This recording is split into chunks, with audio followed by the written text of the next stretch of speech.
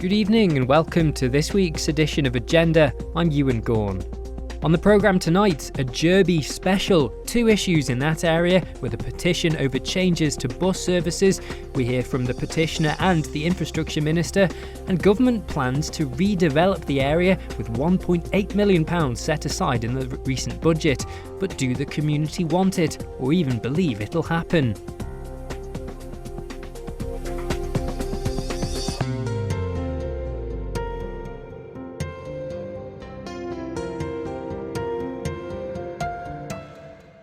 Dropping bus timetables in favour of a pre-booked dial-a-ride service will isolate some residents in the north of the island.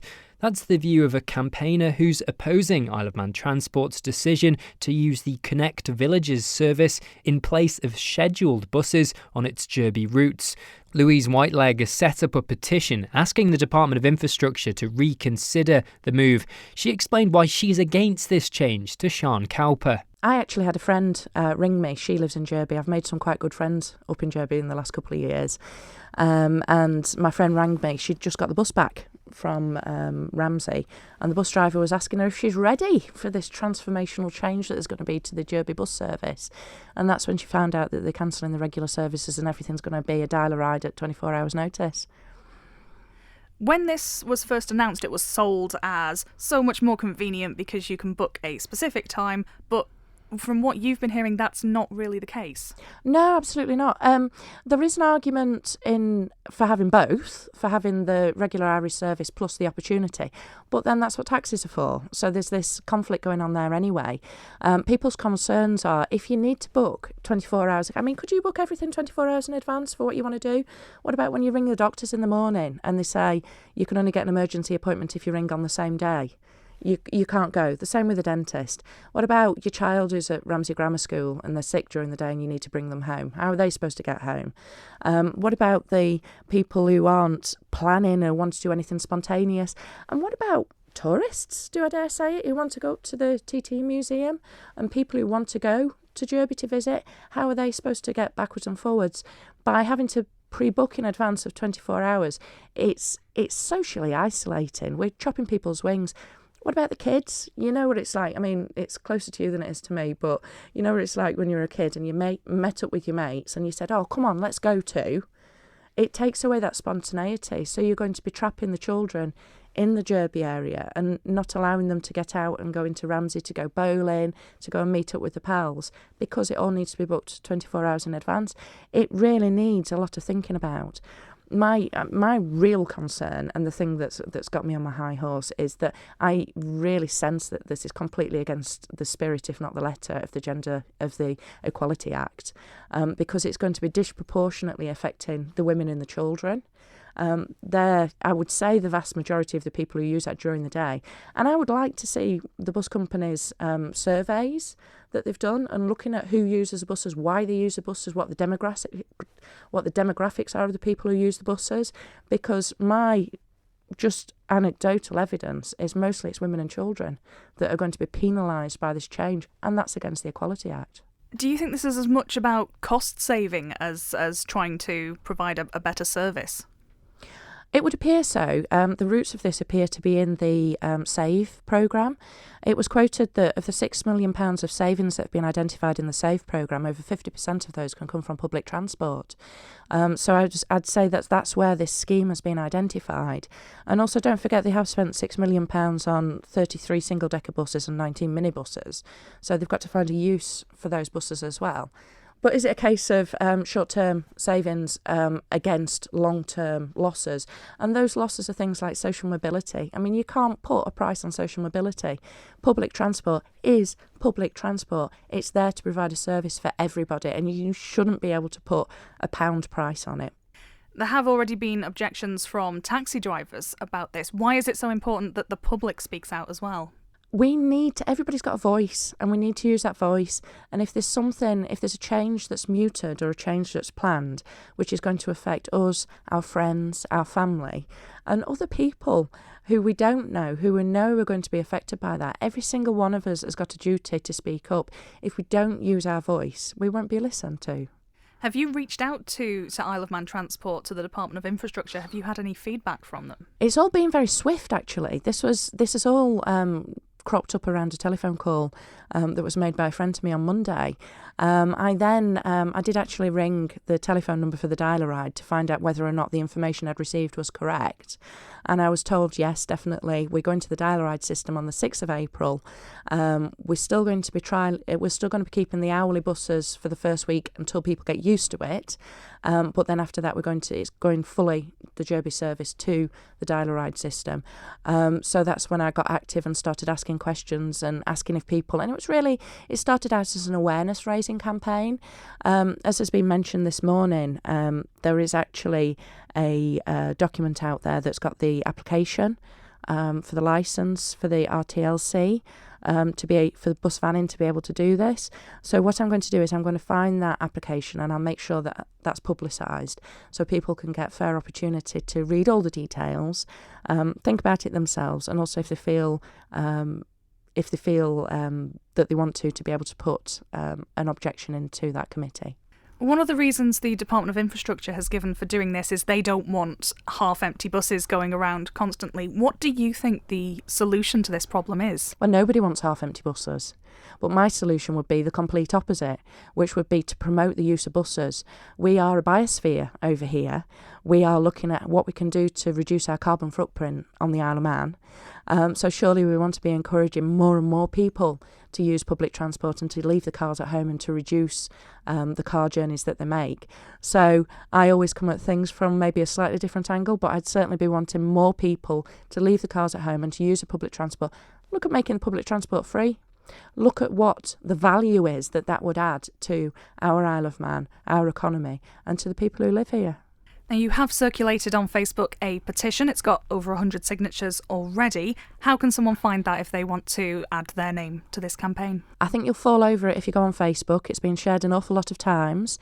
It's on my personal Facebook page, it's on the Isle of Man Politics page, and it's been shared by an awful lot of people in the north of the island.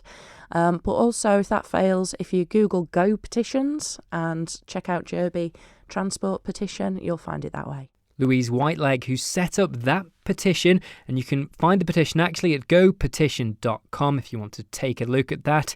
Well, Infrastructure Minister Ray Harmer tuned into Mandate last week with Alex Watton to issue this response. Well, joining me on the line now is the Infrastructure Minister himself, Ray Harmer. Good morning. Good morning. Well, first of all, there's a number of issues that Mrs. Whiteleg has outlined there, but what's your first reaction to those concerns? Yeah, the first thing that has to be said is that Big Bus is not being withdrawn, and that's completely wrong. So that's complete misinformation. That's absolutely not the case. If the Big Bus will continue to be used in Jurby and across there. So what you will see is you'll see a complement of both the demand responsive transport, which is a programme for government, actually supplementing the continued service. What we've said is really important, and it's completely opposite to what you've just put on the radio there. It's actually about social inclusion. We've successfully put it in the north of, and with the local MHKs and talking to them, we've successfully put it in Andreas, Bride and Machold. We're getting a 97.7 success rate. 20% more people are using the service, and what we're finding is that people who've never been able to get out, actually say, well, I've been trapped for years because the difficulty of getting from their house to wherever they need. So this is very much a part of the continuing investment we're putting into Jurby and the north with the successful bid that we've got for Jurby. This is a real positive investment for the island, and we'll be doing we'll be going around doing road shows at the beginning of April to show how it works. If anybody is not unsure, please call us, use a website.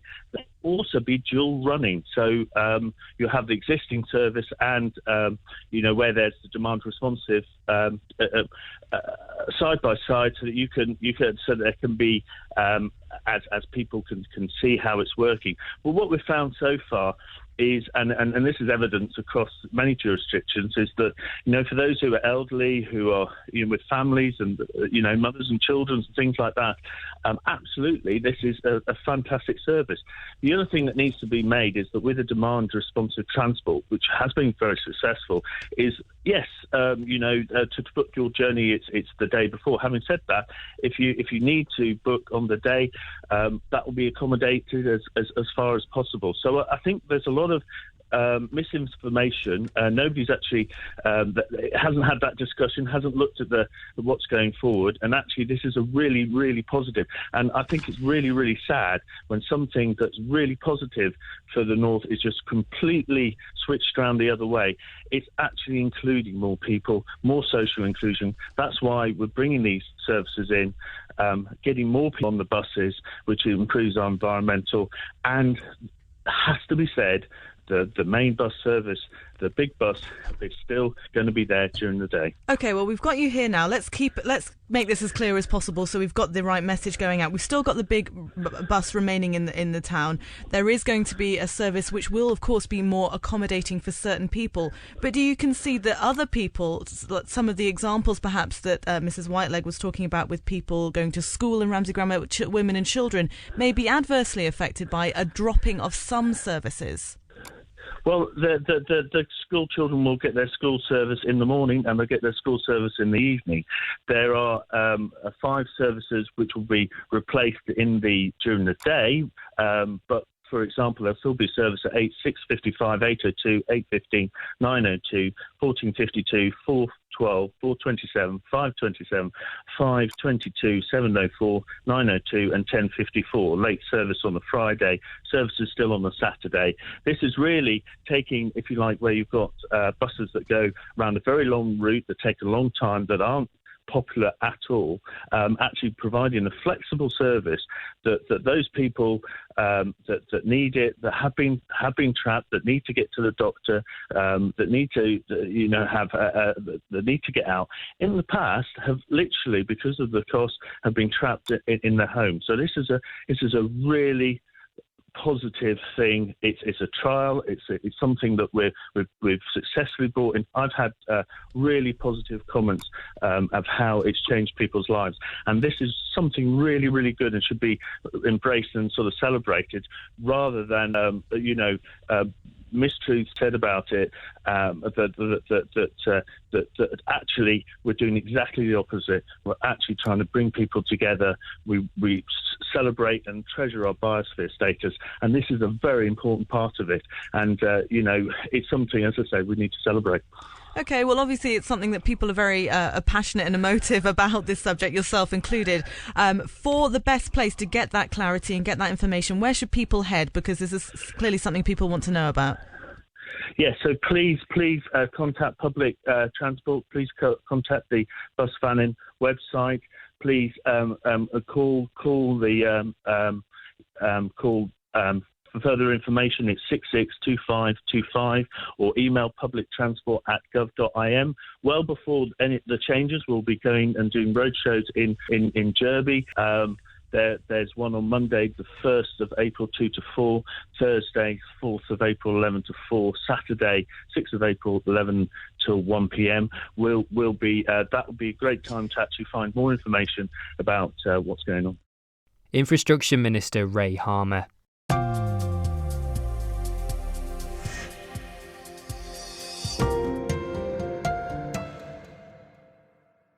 You're listening to Agenda on Manx Radio.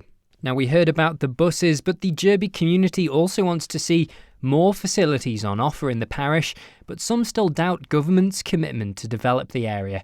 That's the view of Angela Quaggan, who runs the Jurby and Northern Community Initiatives, a charity focused on improving opportunities for the village.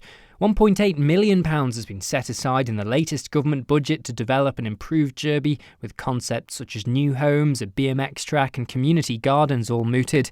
Initial plans by the Department of Infrastructure also include a shipping container cluster to provide workspaces, craft studios and community meeting rooms.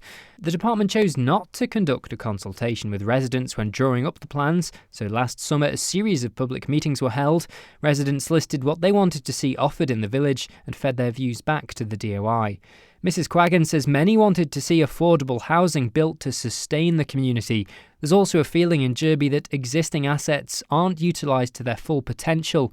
Units in the industrial park lay vacant, whilst the community centre, built in 2012 at a cost of £1.6 million, isn't used fully by the health services. Instead, it plays home to Mrs. Quaggan's charity, which uses it to run community-led events. She says the department's exact plans for the area have yet to be unveiled, and with previous promises made to the people of Jurby failing to materialise, many remain distrustful of government commitments. I spoke to Mrs. Quaggan. We're still waiting to hear ourselves as to how the actual budget will translate. But last summer we held a series of public meetings to have a bit of a chat about how we'd like to see Jurby developed. The public fed back into that, and we came up with all sorts of ideas that we were able to pass back to government to say, please, can you take these into consideration whilst you're planning? Now, you've shown me some of the ideas that the community brainstormed here. What are some of the things that are needed in Jurby? Well, we were hoping to look at things in a really innovative way, that Jurby is a real opportunity. We have a real opportunity to do something quite interesting, to look at what the community has already, not necessarily just what we're lacking, and see if there were ways of developing that. So we haven't actually come up with anything that's completely off the scale, bizarre or completely unachievable, but simple things like more affordable housing and also windbreaks. We're in Jurby, and it would be nice to be able to do a bit of a walk down to school or a walk down to the community centre without being taken off your feet, to look at things that, the way that the land is being used at the moment. So, quite often people use the area for walking their dog. So it'd be nice that whilst you're developing that, take things like the established wildlife into consideration, take the ways that the land is being used at the moment into consideration. But again, there was nothing really completely unachievable there. It was just, let's do it sensitively and let's see if we can do something that really puts Jurby at the forefront of some innovative thinking. You've told me that lots of buildings in Jurby, including the place we're in right at the moment and the industrial estate, there's lots of assets that are underutilised. Oh, for sure, yeah. I mean, I'm aware that there are industrial units on the estate, that there is very much interest in people becoming involved in them and using them, but perhaps due to the size of them that it's actually not an opportunity that they can make the most of. There is hope, and I believe there is talk of seeing that turned around. So again, it's all about opportunity and seeing these opportunities being made the most of. Certainly within the Health and Community Centre, Jurby and Northern Community Initiatives, we've been in here for about a year now. So we have taken on a building that wasn't being used at all. We now have a variety of groups for young people, for preschool groups, for crafting, creative writing, arts. We're developing a computer room. And all as a third sector group. All as a third sector group. And I think the important thing is recognising that actually we've been so fortunate in people standing up and stepping forward and saying, do you know what, we want to see change happening and we want to be part of that change and we want to help make that change happen. And even though Jurby and Northern Community Initiatives have kind of been driving it, without people stepping up and stepping forward, it wouldn't be happening and it just wouldn't be sustainable. Jurby has had several plans drafted up for it in the past.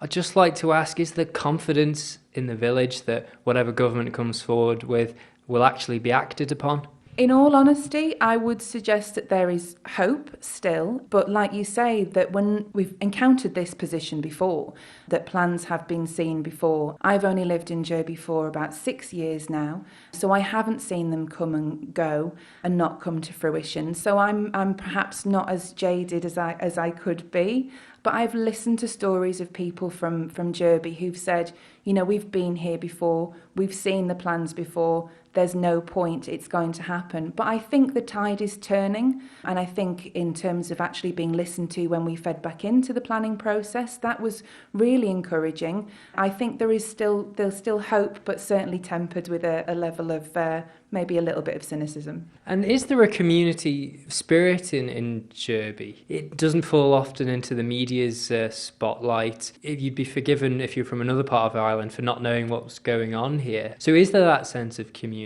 I think it certainly still exists, and I think, certainly even with the neighbours that I have myself, that It's lovely to know that there's people around you that you can count on.